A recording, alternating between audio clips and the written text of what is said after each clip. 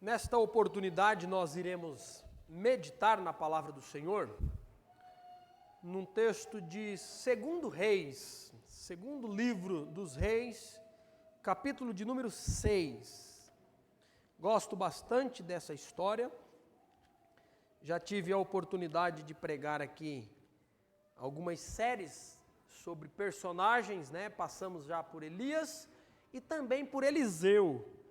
E não vou começar uma série nessa oportunidade, mas irei destacar um texto já ensinado para os irmãos em alguma oportunidade, de um episódio na vida de Eliseu, o profeta Eliseu e o exército sírio.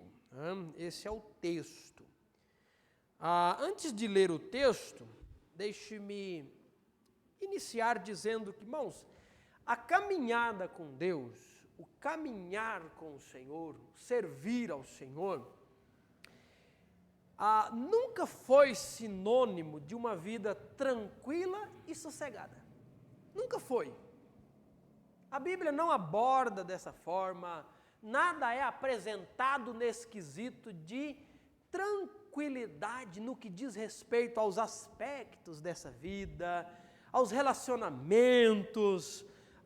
Pelo contrário, quando a Bíblia irá apresentar o estilo de vida cristã, o andar em santidade com Deus, em obediência para com Deus, fazendo um link com as promessas, da palavra do Senhor, fazendo um link com a EBD, que nós olhamos hoje, sobre uma vida que pauta as prioridades para Deus, automaticamente a nossa vida vai ser uma vida que irá enfrentar problemas, dificuldades. Nós vamos travar algumas batalhas que não seriam travadas se não estivéssemos trilhando os caminhos do Senhor, tá? Então, o chamado à caminhada cristã é um chamado a passar por dificuldades, por problemas, por lutas, tá? Por questões que muitas vezes é tão desejada, tão buscada, tão almejada. E o princípio básico por isso é o seguinte: se vivemos em um mundo cuja realidade jaz no maligno, cujo sistema é um sistema que é operado, vamos dizer assim, dominado pelo príncipe das trevas. O curso deste mundo é marcado não pelo que glorifica e agrada ao Senhor, mas por aquilo que é justamente o que está em oposição aos desejos de Deus, aos princípios da palavra de Deus. Se viver neste mundo de trevas, porém, brilhando a luz de Cristo, automaticamente iremos gerar incômodo nas trevas. Iremos gerar incômodo ao estilo de vida deste mundo. Automaticamente estaremos afrontando as trevas e ao príncipe das trevas. Então a vida cristã, ela é um chamado a uma batalha espiritual. O apóstolo Paulo fala isso em Efésios. Ele não diz: quem quiser guerrear no exército de Deus, então, olha, segue essas orientações, vista-se da armadura de Deus. Ele não diz isso. Mas ele nos convoca, já que estamos neste exército e nesta batalha, a nos preparar. Por que eu digo isso? Porque nós precisamos fazer uma autorreflexão que é muito válida, que é a seguinte: a minha vida, o meu estilo de vida tem gerado dificuldades e problemas? Eu tenho de alguma forma, incomodado o âmbito das trevas? Estou causando alguma dificuldade no que diz respeito a um estilo de vida tenebroso?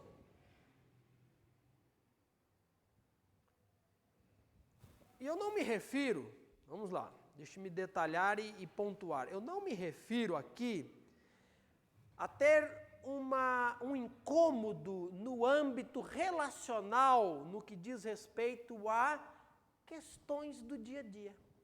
A sua a minha eu ia inventar uma palavra aqui, né? Não tem, ao ser ranzinzo, né? Como seria alguém ranzinzo, né? A sua ranzizice, alguma coisa nesse sentido. Isso não existe, eu não estou me referindo a isso. Às vezes nós somos ranzinzas, cri-cris, expressão boa lá de Minas, não sei, mas do Mato Grosso. Carne de pescoço, da Bahia, rabugento. Às vezes a gente tem um estilo de vida rabugento. Não gosta de nada fora daquilo que eu acho que é o ideal. Então, um barulhozinho do menino chorando do vizinho, eu já vou lá reclamar, e já reclamo com o cachorro, com o gato, com o passarinho, com qualquer coisa do vizinho. Então, sim, pastor, eu estou causando um incômodo nessa sociedade corrupta. Não é isso que eu me refiro, não. Não é esse tipo de incômodo, não, de ser chato, né? De ser implicante, de nunca ceder. Não é isso, isso é outro problema, isso é outro pecado, tem que ser tratado de outra forma. Tá? Mas eu estou falando de um tipo de incômodo que é o viver e brilhar à luz de Cristo, estabelecendo os valores do reino dos céus, do qual eu vivo, eu busco, e automaticamente o falar a verdade em amor vai trazer problemas, porque eu estou cercado por um povo de lábios impuros. É nesse sentido. Tá? Quem anda com Deus irá causar incômodo na esfera espiritual das trevas. Se em nada, olha só que pergunta interessante, reflexão importante. Se eu não causo problemas nesse âmbito, em nada, onde eu estou, onde eu vou, o que eu faço. Se ao contrário de ser talvez alguém não tão bem-vindo, mas alguém extremamente bem-vindo aqui nos relacionamentos, porque na verdade, né, você pode não somar tanto, mas não diminui em nada. Isso é um problema. É igual o jovem que, né, existiam 2 jovens da mesma igreja, e um se mudou primeiro que o outro para tal cidade porque arrumou um emprego numa empresa multinacional, é multi, né? Olha só, multinacional. Como eu não sou do ramo CLT, até esses nomes aí me fogem, né? E aí aquele jovem, depois de um certo período, alguns meses, ele voltou, ele não permaneceu lá, voltou para a sua cidade, para a sua igreja, e ele disse o seguinte, o relatório é impossível ser crente naquele lugar. O sistema está tão montado para mentira e corrupção que não dá. Aí, por acaso, pouco tempo depois, um outro jovem da mesma igreja, né, se muda para aquela região, para aquele lugar, porque conseguiu um emprego na tal multinacional. E deu super certo. Deu muito bem. Um ano depois de férias, primeira férias, o jovem volta, passeia, encontram-se ali e fala, e aí, como é que está o serviço lá? Rapaz, está muito bom, rapaz. Empresa boa. Já estou quase sendo promovido, tal e tal. Ele falou, e o aspecto do ser crente? Rapaz, eles nem sabem que eu sou crente lá. Não tem problema com isso lá, que eles nem sabem. Às vezes nós não causamos incômodo nenhum no âmbito espiritual, porque talvez não estamos vivendo isso. Ô Júlia, eu recebi um feedback rápido aqui. Aumenta o auxiliar para o volume da transmissão apenas, tá, Gabriel? Como o meu WhatsApp acabou aberto aqui, alguém que está acompanhando falou, eu não estou ouvindo direito, né? Então, muito bom a gente ter esse feedback, porque a gente corrige, né? Então, qualquer coisa, dê um outro feedback aí, irmão, né? Se melhorou. Apenas da transmissão, tá, Gabriel? Do auditório aqui, não. Quando nós olhamos para a história que nós vamos ler, nós percebemos um homem que causa incômodo no reino das trevas. Que causa incômodo porque ele ama e serve ao Senhor. Que é Eliseu. É o profeta Eliseu. Leia junto comigo 2 Reis, capítulo 6, versículo de número 8. Dê uma olhadinha aí juntamente comigo.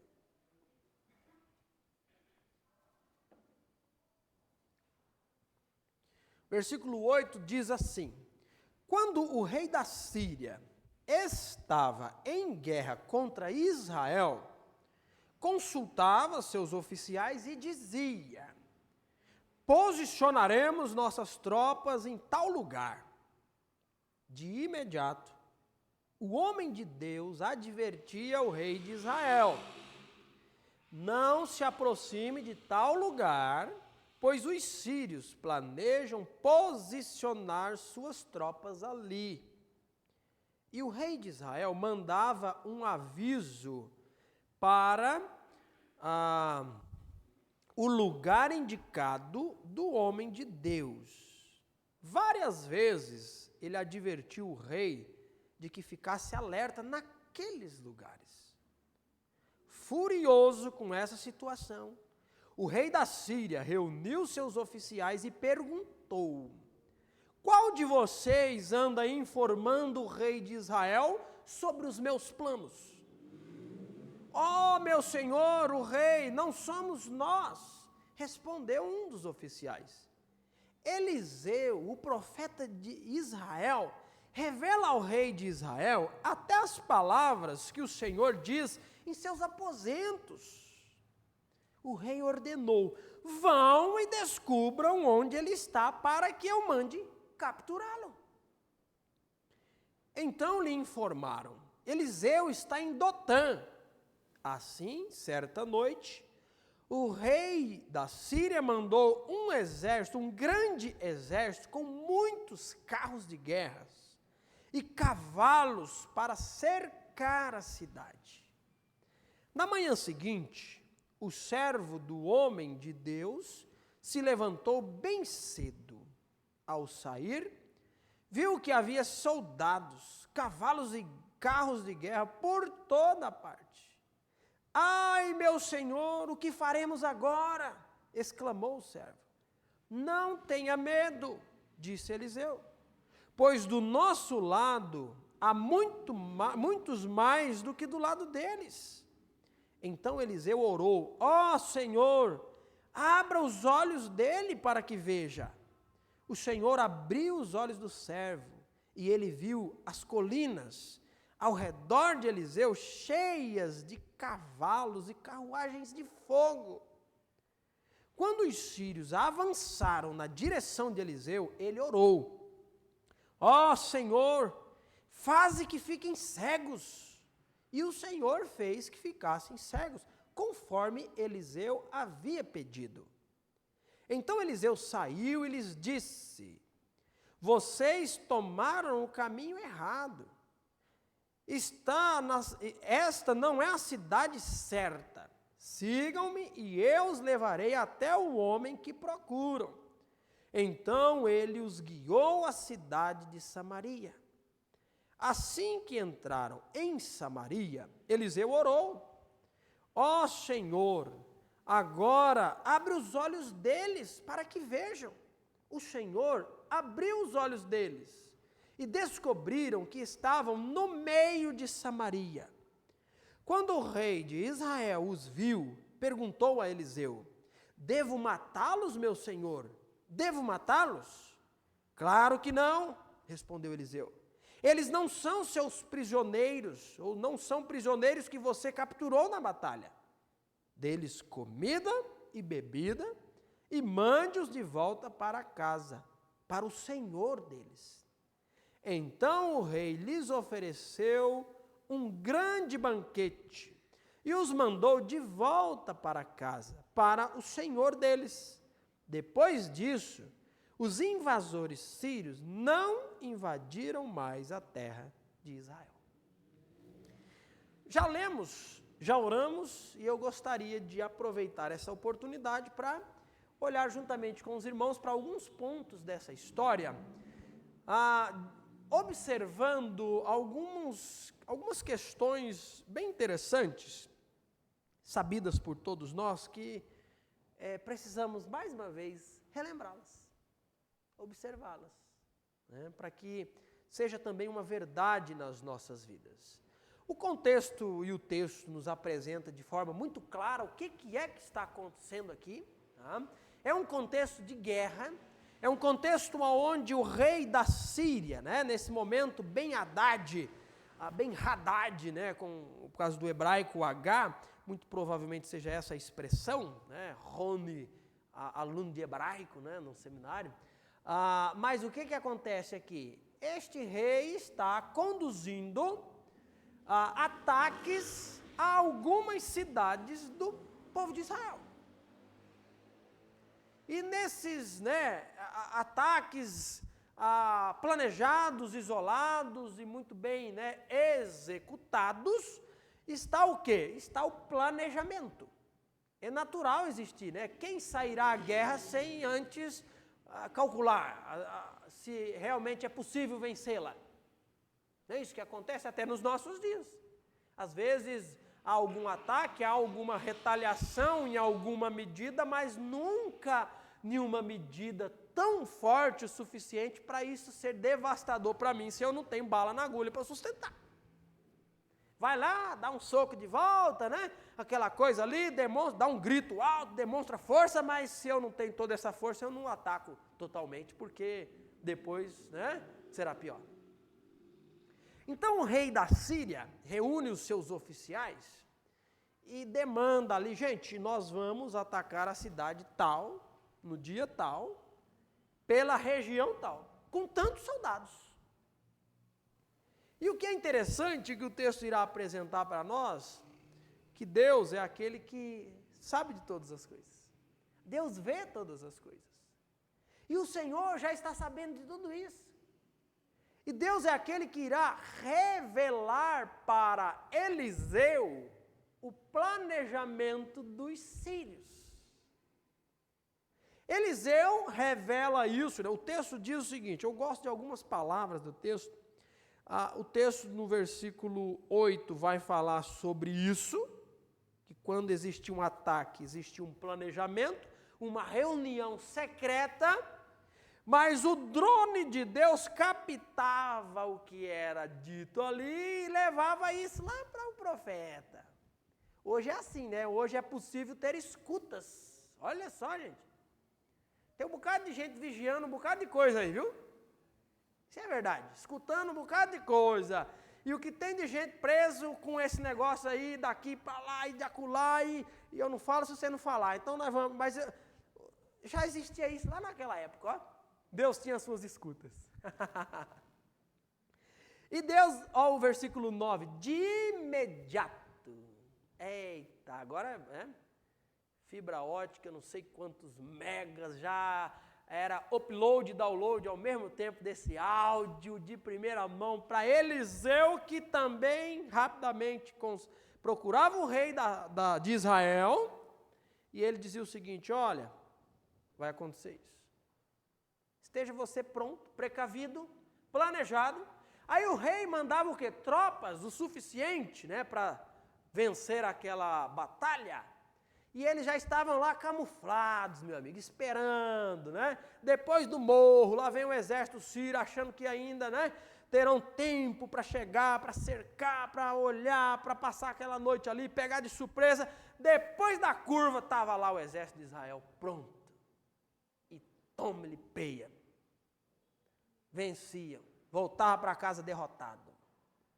Então, o que é interessante é que isso se faz real, porque Deus é um Deus que vê, que tudo sabe, que conhece.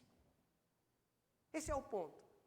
E o que é interessante é que, embora isso revele a verdade de um Deus que tudo vê, é interessante que do lado da Síria, o Deus da Síria não era capaz de comunicar isso, não havia escutas, não havia comunicação por parte do Deus da Síria ao rei da Síria, para que pudesse então estar pronto para isso. Por quê? Porque não existe som, não existe feitos, não existe nada por parte daquele Deus que é esculpido. Não existe voz, ouvido, não se faz nada. Baal não era capaz de revelar, Rimon não era capaz de revelar, o panteão dos deuses cananeus não eram capazes de revelar nada ao rei da Síria, porque só existe um Deus sobre toda a terra, que é o Senhor, que é o Deus de Israel, que é o Deus cuja realidade de Eliseu mantém comunhão, relacionamento. Olha só o Salmo 115, 4 ao 8, Júlia, presente para nós aí. Não apenas, olha, esse texto é interessante, que não apenas irá falar do óbvio, o quê? A nulidade, a inutilidade dos ídolos, como também vai falar que nulo e inútil é quem adora esses ídolos. Olha só, seus ídolos, falando das nações pagãs, seus ídolos não passam de objetos de prata, de ouro, formados por mãos humanas. Esses objetos formados por mãos humanas têm boca, mas não fala nada. Volta lá que eu não terminei, eu não pesquei. Tem olhos, mas não veem.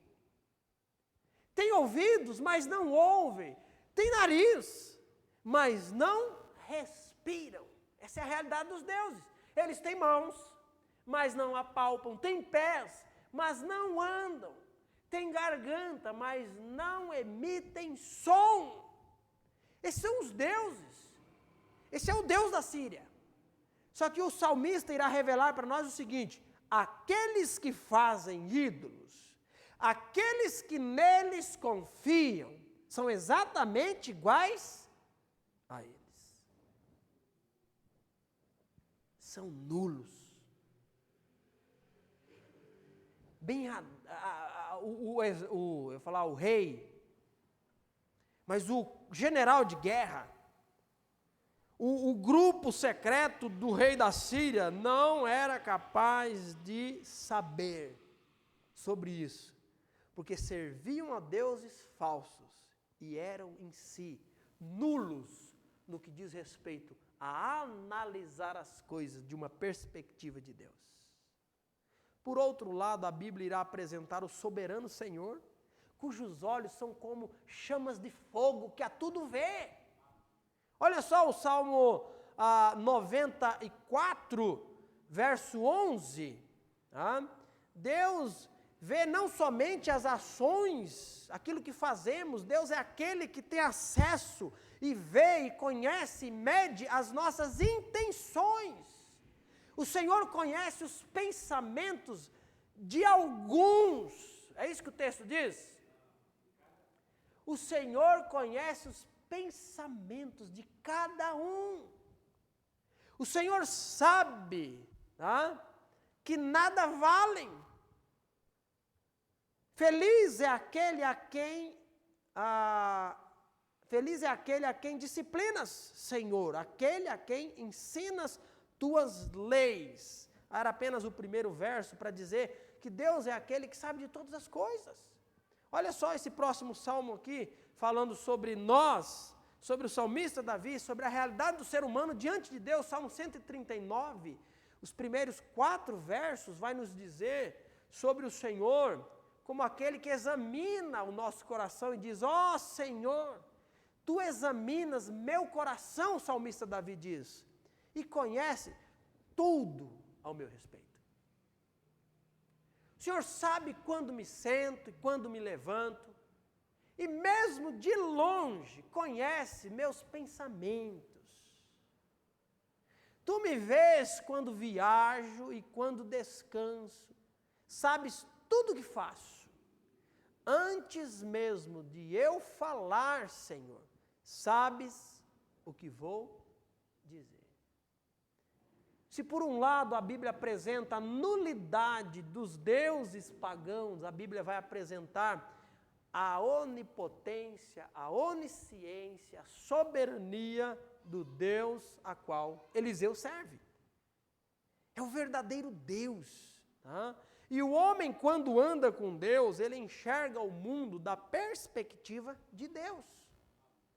Olhamos para a EBD hoje, pensamos nisso de manhã um pouco mais cedo agora, falando sobre as prioridades na vida. Por que podemos colocar como prioridades aquilo que é prioridade para Deus?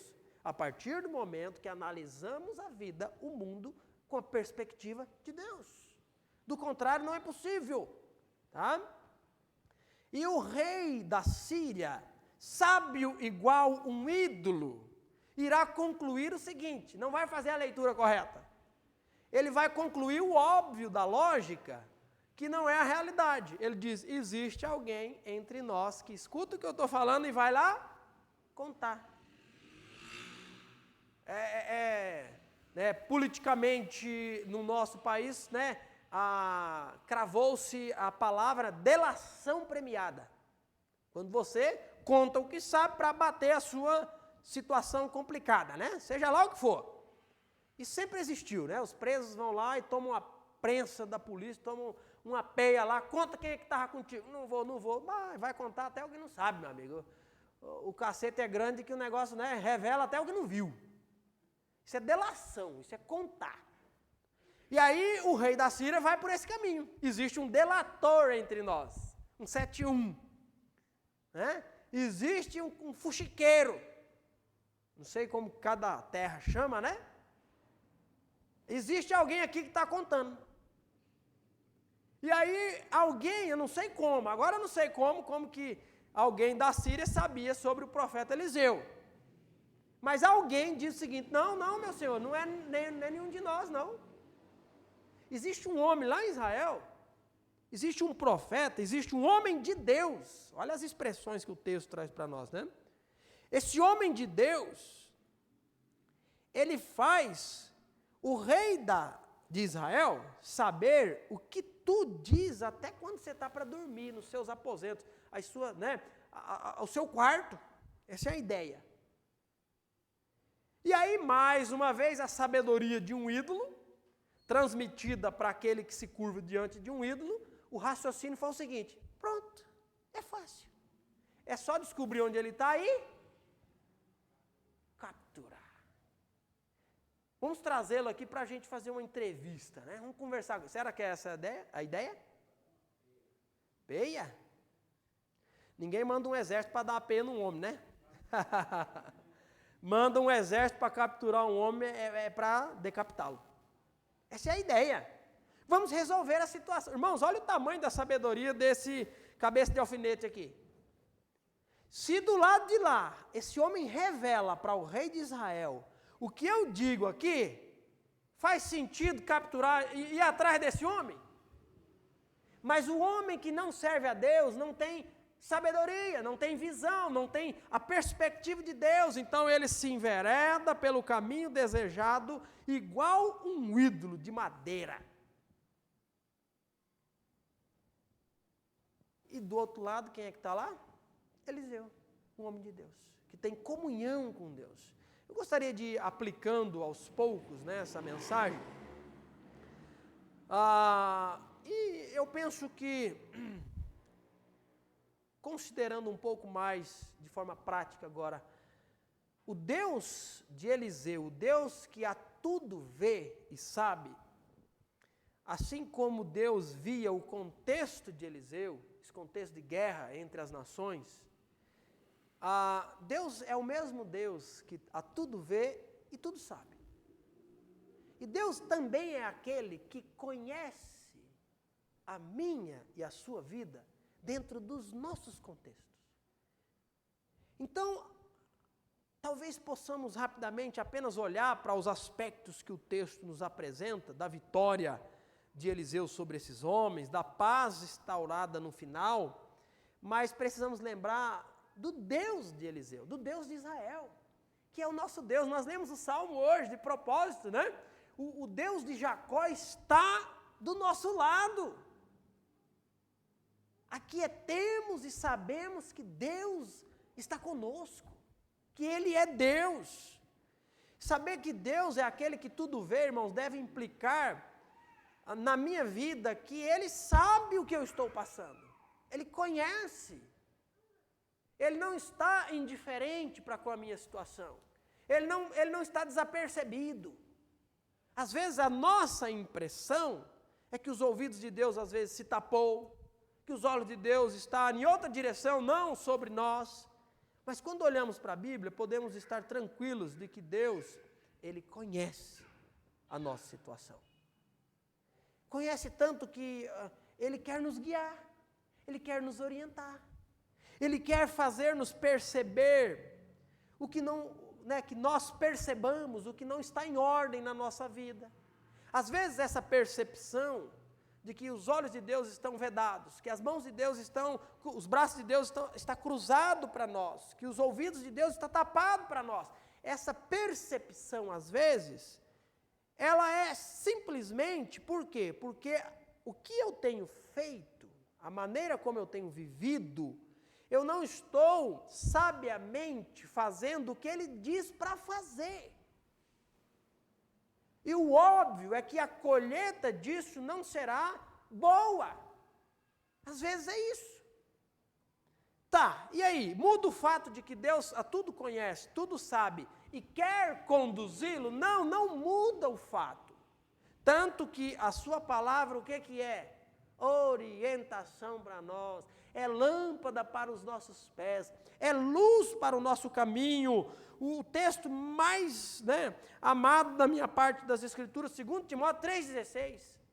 Toda a Escritura, projeta de novo, Júlia, esse texto, 2 Timóteo 3,16.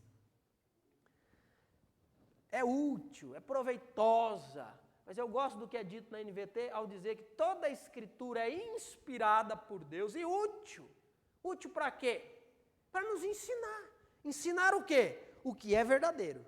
Irmão, se tem uma carência nossa nesse mundo, é fazer diferenciação entre falsidade e verdade. No que diz respeito a tudo, mas no que diz respeito até mesmo às coisas da palavra de Deus. O que tem se apresentado aí, em nome do Senhor, sem ter nada do Senhor, é uma coisa assustadora. O que vai dar para nós parâmetro do que é verdadeiro, do que é confiável? O que dá esse parâmetro para nós? Os seus sonhos. Eita, lascou-se. A sua percepção. Lascou-se. O seu conhecimento está frito.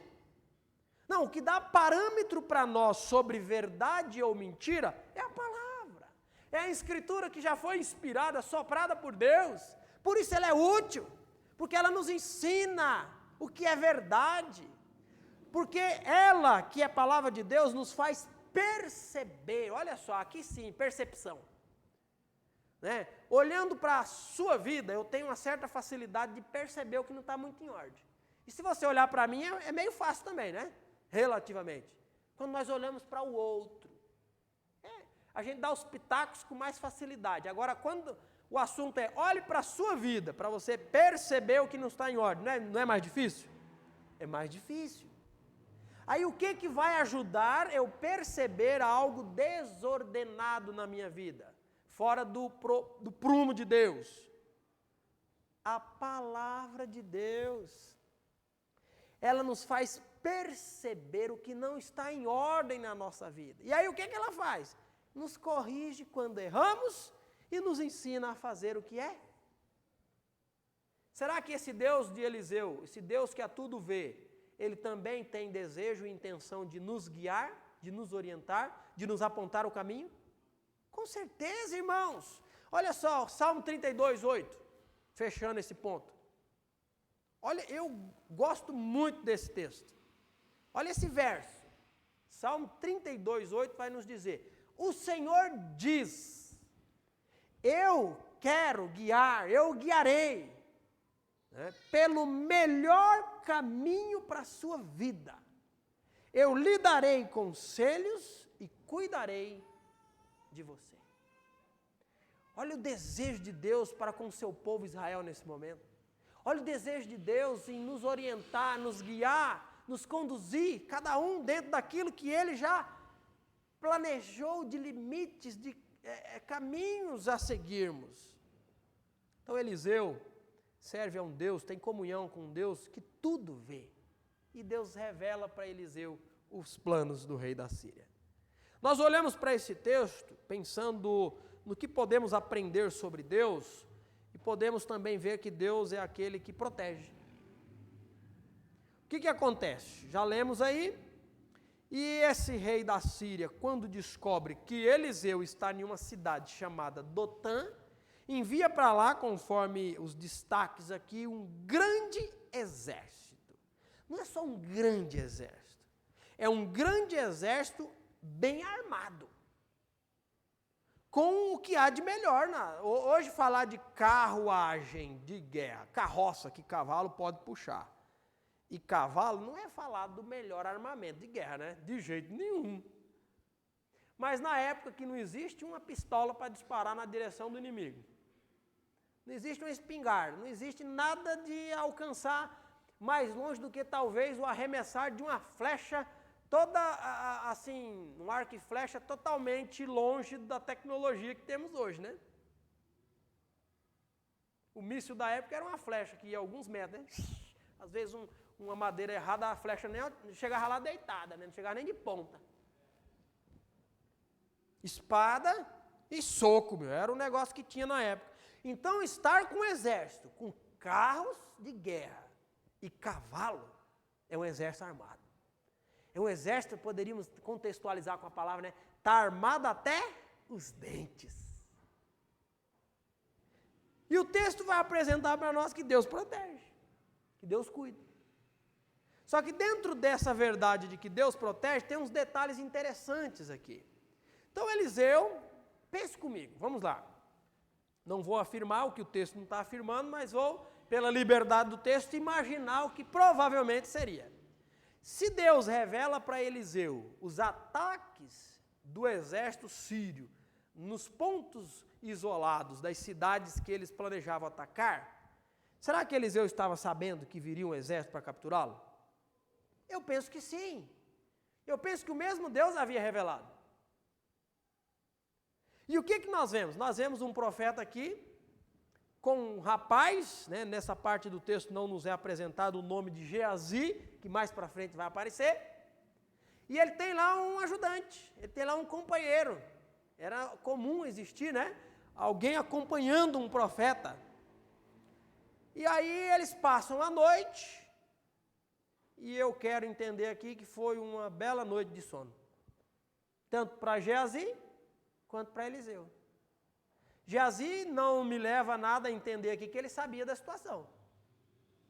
Pelo contrário, o que é possível perceber aqui é que ele não sabia. Porque ele levanta de manhã cedo, ele vai lá no, né, vamos imaginar, vou imaginar o contexto de roça, tá? Vamos lá, ó. Não tinha água encanada nessa época. Não tinha nada? Caixa d'água? Tinha poço, tinha bacia, tinha, né, a bacia, né, não é Tupperware, né, irmãos, não é? Aí existia a cumbuca lá, de barro, o jarro, né, é o balde da época, muito provavelmente o poço. Então Geazi levanta lá, né, eu não sei como que você levanta de manhã. Eu tenho experimentado na minha vida várias mudanças, né? Impressionante, achei que não ia mudar, nem imaginava isso, só estou vivenciando, né?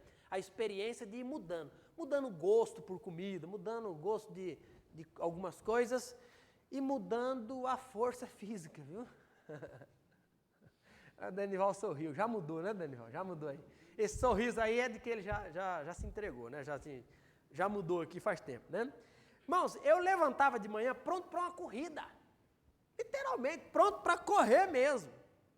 Até a época do seminário, eu me aprontava, preste atenção, eu ficava pronto quase desse jeito aqui. Por que quase desse jeito aqui? Porque além do que eu estou hoje, eu era obrigado a usar a gravata ainda. Então, além disso aqui, com a gravata, em 15 minutos. 15 minutos eu levantava, ia ao banheiro, trocava de roupa, descobria às vezes que a camisa estava amarrotada, né? Ainda dava um ferro rapidinho ali e estava prontinho para chegar no refeitório, 6h30 da manhã, que se chegasse 6h31 tomava um demérito. Sem dificuldade, fazia isso sem dificuldade. Um pouco antes ainda do seminário, quando eu estava trabalhando em uma fazenda, no Mato Grosso, já estava morando lá ainda, teve uma época que eu não estava no alojamento da fazenda, mas morando na casa do meu pai e minha mãe, que haviam mudado para lá, né, também, isso depois de um ano lá, eu estava há um ano já, e aí morando na cidade, eu falei, eu não queria ir, é verdade, mas a regra lá da gerência da fazenda é para desocupar os lugares, né, quem tem familiar na cidade, então tem que ir para a cidade, pronto, né, 30 quilômetros de ônibus ida e volta, né, não gostava muito. Mas tudo bem. Acreditem nisso. Eu usava 10 minutos da hora que o relógio despertava para estar no ponto de ônibus na frente da minha casa ali. 10 minutinhos. Pronto, com a roupa, eu já dormia pronto, viu? Já dormia com a roupa do dia seguinte. É verdade. Hoje eu levo 1 hora para sair de casa, viu? 1h10. Então, se eu quero sair 5, a D está me reprovando ali no olhar, né? Você ainda não mudou isso, D? Né? Ainda mais rápida? Mas tudo isso, todo esse passeio que eu dei agora, desnecessário, né? É só por causa que o menino levantou cedo, né? Eu não sei como que se deu ali, mas dramatizemos um levantar na roça. Ele levanta ali, meu amigo, eu acho que um pouco esperto, e ele já vai para o lado de fora. Se já não tivesse água no balde, desce o sario, acorda no poço para puxar um balde de água, para jogar água no rosto, né? E de repente, clareando o dia ainda, ele vai percebendo que ao redor da cidade, nas montanhas, está o quê? Um exército cercado. E como disse na introdução da mensagem, viver e andar com Deus implica em dificuldades nesse mundo. Esse rapaz é alguém que tem vivenciado várias batalhazinhas porque ele está perto de alguém que anda com Deus. Então ele já raciocina que o problema é aqui. Não é verdade? E aí o texto vai dizer para nós que ele automaticamente corre para Eliseu. E aqui eu quero imaginar, meu amigo, esse rapaz, assim, atônito, pálido. Conhece essa expressão pálida? Alguém que fica branco? Uma vez teve uma situação lá na roça, que eu vi, né? Não vou dar os detalhes do que exatamente, mas eu vi uma cena que me assustou muito, um animal ferido, né? Eu fui buscar um limão, no pé de limão, eu era pequeno, 5 anos talvez, no máximo. Minha mãe pediu para buscar um limão lá. E aquele animal ferido mortalmente não estava mortalmente, morto. E quando eu vi, foi um choque para mim, né? E eu voltei para minha mãe assim, não conseguia nem falar. Então eu imagino que Geazi, nesse momento, ele está nessa... Para Eliseu. Ai, meu Senhor, nós vamos morrer, estamos fritos, né? Trazendo para o meu português cotidiano, né? Estamos fritos, nós vamos morrer, e agora o que faremos? E aí entra em cena o homem de Deus. Interessante aprender a observar. Como já disse, provavelmente sabedor da situação, ele não tem uma noite mal dormida, não está mal-humorado. Ele diz para Geazi o seguinte: não tenha medo, não tenha medo. O que foi? Versículo 16, Júlia. 2 Reis 6, 16. Não temas, não tenha medo. Por que Geazi não deveria estar tomado de medo, segundo o que Eliseu revela? Porque do nosso lado há muito mais do que do lado deles. Irmãos, o que é isso aqui? Confiança no Deus que tudo vê. Eliseu conhece a Deus. Eliseu tem um relacionamento com Deus e Eliseu sabe que um com Deus é a maioria. Ele diz, do nosso lado está o Senhor. E muito mais são os soldados do nosso lado do que esse número de soldados, Geazi. Não tenha medo, se aquete. Saiba que Deus é Deus, conforme os salmos lidos hoje, né? No início do culto. E aí Eliseu, é interessante também que Eliseu faz a primeira oração desse texto. E essa oração é direcionada a Geazi. E essa oração não é para que ele tenha paz. O que nós mais precisamos no momento de aflição, de medo, de angústia, de pavor? É o quê? Paz. Não é interessante? Não é o que o rapaz mais precisa, mas não é o que Eliseu ora pedindo. O que Eliseu ora pedindo para ele? Olha só o texto. Eliseu ora ao Senhor e diz, ó Senhor, abra os olhos dele, para que veja. E aí Deus abriu os olhos espirituais, do servo, E aí o que ele vê? Ele vê que nas colinas, nos montes, nas montanhas ao redor, elas estão, na verdade, cercadas por carros e carruagens de fogo, fazendo uma alusão ao exército celestial de anjos. O que nós podemos aprender aqui, irmãos? Você sabe por quê que nos momentos singulares e difíceis da vida nós desesperamos, nós perdemos a paz, nós nos angustiamos, não vemos saída e a nossa esperança se cai lá no chinelo? Sabe por quê? Não é porque nos falta paz, é porque nos falta visão. É porque nos falta enxergar o Deus que está do nosso lado. É o Deus que sabe de todas as coisas, é o Deus que está comigo. A falta de conhecimento de Deus desemboca em uma vida vulnerável, em situações que podem acontecer e a pessoa perde o chão dos pés, não sabe como agir, sai sem direção, grita, é desespero. O que é isso? Teve um dia difícil. Está precisando de paz. Não, está precisando conhecer a Deus. A falta do conhecimento de Deus nos coloca em situações tão vulneráveis. E é isso que Eliseu ora pedindo para Deus: Senhor, abre os olhos do moço. E ele viu. O que nós podemos aprender aqui? Irmãos, em momentos difíceis, lutas, problemas, adversidades, nada nos sustentará de pé, a não ser o próprio Deus. Falar da pessoa de Deus é falar do quê? Da palavra de Deus. Falar da palavra de Deus é falar do próprio Deus. Então, em momentos difíceis na vida, são as promessas de Deus que nos manterá de pé, enxergando o que não é possível enxergar pelos olhos humanos. Então eu fico pensando, que tipos de promessas podem facilmente nos fazer ficar de pé em dias difíceis? Então, Júlia, eu olhei no tempo e eu não vou esperar a projeção, vou apenas citar, não precisa, tá? Olha o Salmo 56:3 diz o seguinte: quando eu tiver medo, porém, confiarei em ti. A confiança em Deus, irmãos, é importante. Olha só o Salmo...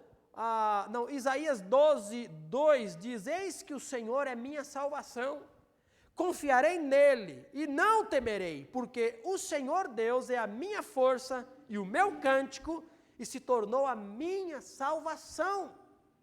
O Senhor é a nossa salvação, do que temeremos, irmãos?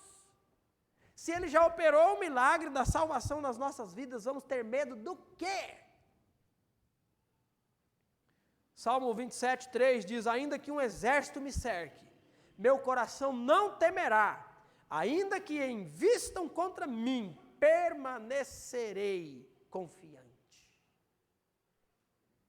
Ainda outro texto, Deuteronômio 23:4 diz: dirá, ouçam homens de Israel, ao saírem hoje para lutar contra os seus inimigos, sejam corajosos. Não tenham medo, nem se apavorem, nem tremam diante deles, pois o Senhor, seu Deus, vai com vocês. Ele lutará contra seus inimigos em seu favor e lhes dará vitória. Essa certamente foi uma promessa no coração e na mente de Eliseu. Se a gente for falar do Novo Testamento, hein, irmãos, quantas promessas nos fará ficar firmes diante de momentos difíceis? Jesus Cristo diz, João 14, não se turbe o vosso coração, não tenha um coração perturbado, inquieto, aflito. E ele diz, creia em Deus e creia também em mim.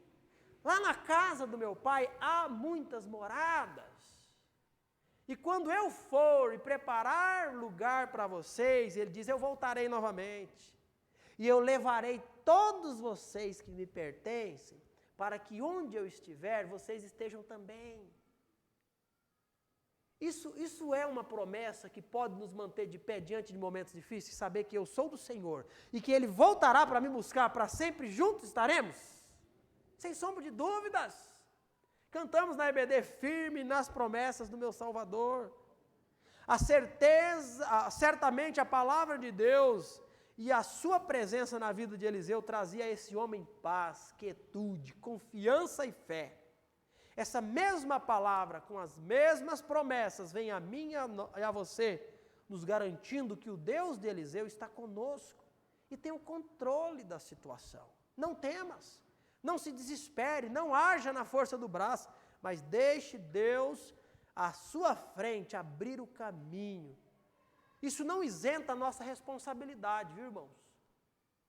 Não isenta a nossa responsabilidade. Faça tudo o que estiver ao seu alcance, mas faça mesmo, com determinação, com coragem, com confiança, mas deixe nas mãos de Deus aquilo que você não pode fazer. Confie no Senhor naquilo que você não pode fazer, mas faça aquilo que está ao seu alcance. Isso não é independência, pelo contrário, isso é obediência. Isso é obediência. Eliseu está tão perto de Deus, é interessante isso, né? Eliseu está tão perto de Deus que Eliseu não tem preocupação consigo mesmo. A preocupação de Eliseu é com o servo. Quando nós estamos cheios de preocupações conosco mesmo, quando o nosso olhar ele está muito voltado para nós mesmos, é porque nós não estamos tão perto de Deus. Quanto mais perto de Deus, mais direcionado para o próximo nós estaremos. Não há tempo para explorar essas verdades, mas gostaria de, resumidamente, já apresentar para os irmãos. E aí o exército sírio comete o erro de atacar Eliseu, e Eliseu faz mais uma oração. Eliseu que pede visão espiritual, agora ele pede cegueira física. Senhor, cega tudinho aí. E eu fico imaginando a cena, né? O galope dos cavalos, a poeira levantada, o barulho, né? Quem é da roça gosta de ver uma tropa, né, correndo, né? E aí de repente, meu amigo, os carros são freados, as rédeas dos cavalos são puxadas e eles param no meio do caminho cegos. Porque Eliseu ora pedindo que Deus dê cegueira a eles. E é interessante nós observarmos um outro aspecto de Deus, que é não apenas o Deus que tudo vê, o Deus que protege, mas é o Deus que demonstra misericórdia. Porque talvez o óbvio do raciocínio humano é pensar o seguinte: agora vem aqui, vem cá, deixa estar, né? Lá na terra do Denival, né? Deixa estar, deixa estar. Mas não é esse o plano de Deus, não é esse o desejo de Deus nesse momento. E aí o povo chega lá para Eliseu, tudo ceguinho, silêncio, porque uma coisa é alguém que nasce, irmãos, com essa cegueira física. Outra coisa é alguém que acabou de ficar cego. O poder de percepção, onde eu estou pisando, não existe nada. É uma loucura. Então, o que há de pisão no pé um do outro, o que há de queda, o que há de desespero aqui nesse exército é grande. E essa incerteza, meu amigo, o silêncio domina. Eu acho que o máximo que pode acontecer aqui é um ou outro tá ali meio soluçando assim, chorando baixinho, né? Nem chora alto não, tá baixinho, com medo. E aí Eliseu diz: gente, vocês estão no lugar errado. Não é aqui que a gente vai resolver as coisas. Vamos para o lugar certo? Vamos falar com o homem certo?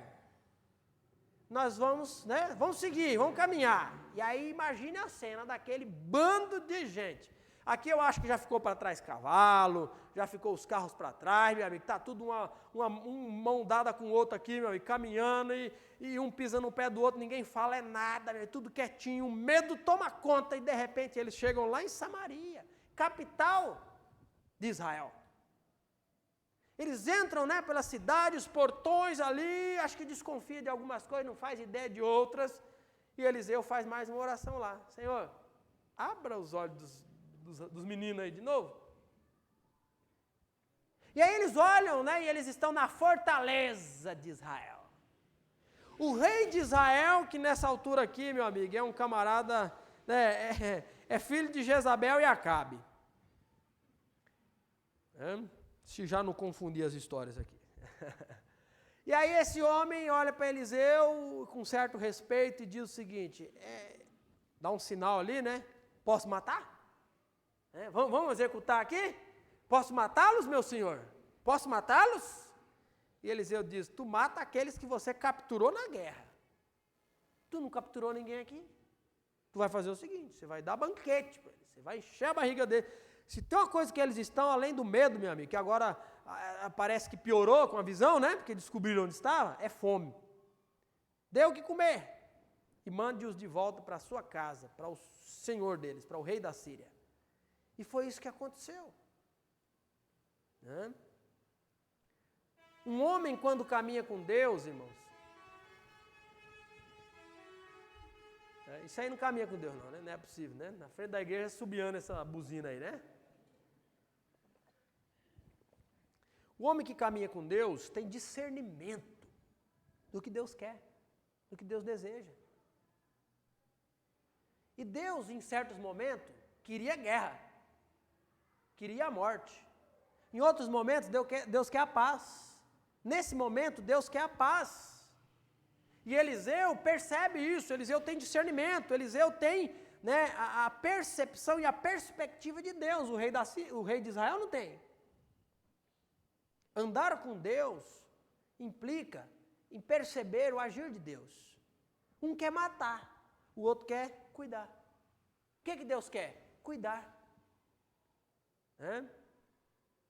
E esse princípio se aplica para nós. Paulo vai replicar verdades de Salomão no Salmo 25, 21 ao 22, que diz, se seus inimigos tiverem fome, o que você faz? Dê de comer. Nós não vivemos na antiga aliança, nós não somos um exército que pode sair na guerra. Não, a nova aliança é outra realidade. A nossa luta não é contra carne e sangue.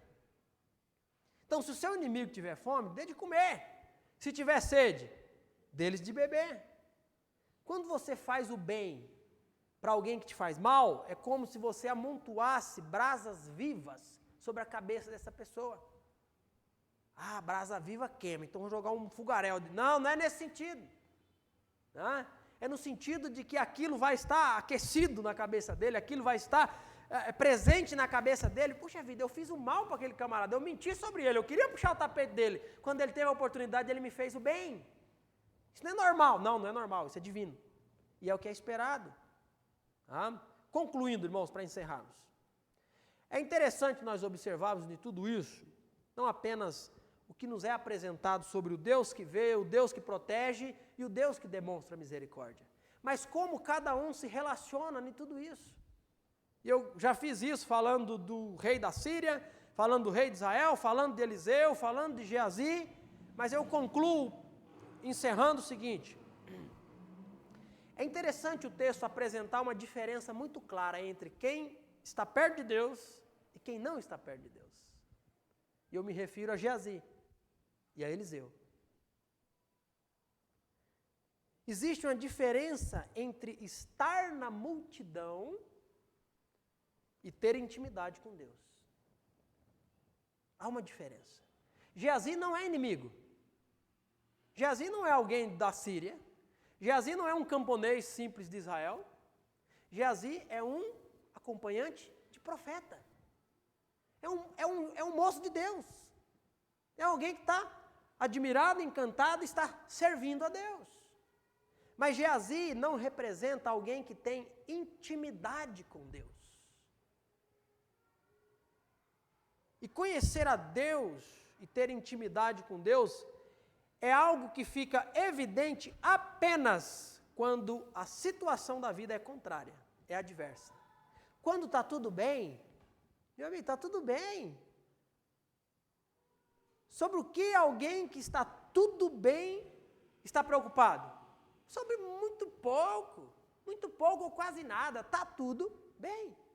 Agora, quando está tudo ruim ou quase tudo ruim, é onde nós percebemos o que de fato nós somos e onde nós estamos.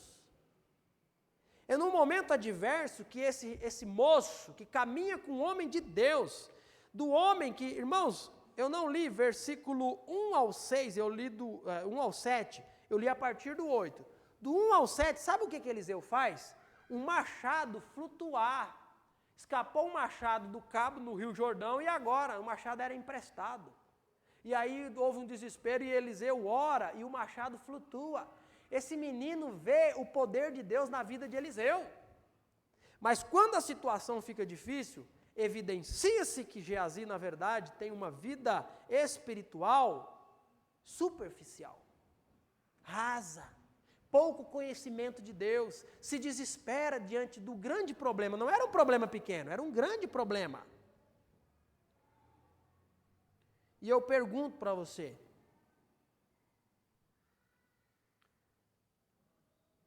dentre toda a multidão dos que caminham com Deus, você é alguém como Eliseu ou como Geazi? Só tem uns dois, pastor? Não necessariamente, né? Mas eu quero... Eliseu é um grande exemplo de conhecimento, confiança, né? Um profeta usado por Deus.